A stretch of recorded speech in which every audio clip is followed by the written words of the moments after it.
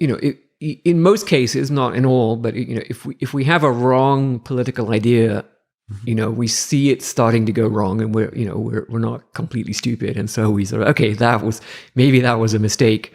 Let's try something different. And also we're very slow and inefficient about implementing these things and so on. So you have to worry when you have corporations or political systems that are extremely efficient.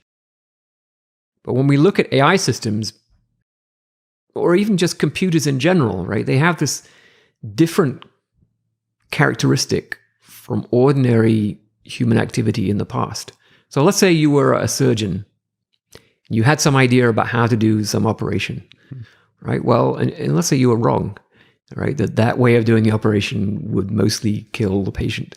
Well, you'd find out pretty quickly, like after maybe three or four tries, right? But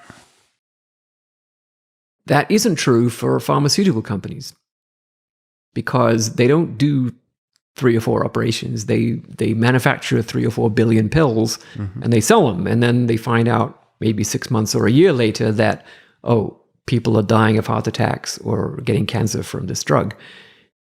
And so that's why we have the FDA, right? Because of the scalability of pharmaceutical production. And, and there have been some unbelievably bad episodes in the history of pharmaceuticals and adulteration of products and so on that have killed tens of thousands or paralyzed hundreds of thousands of people. Now, with computers, we have that same scalability problem, that you can sit there and type for I equals 1 to 5 billion, do, right? Yeah. And all of a sudden, you're having an impact on a global scale.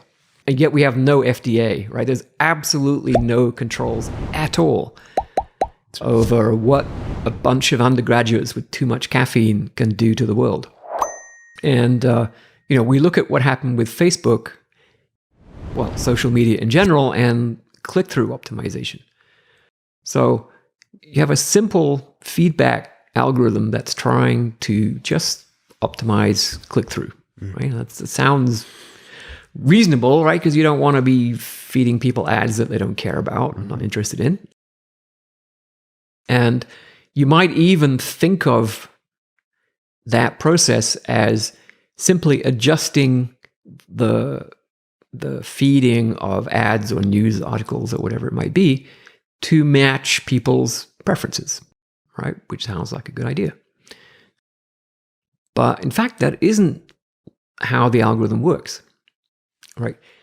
You make more money, the algorithm makes more money if it can better predict what people are going to click on, because then it can feed them exactly that, right?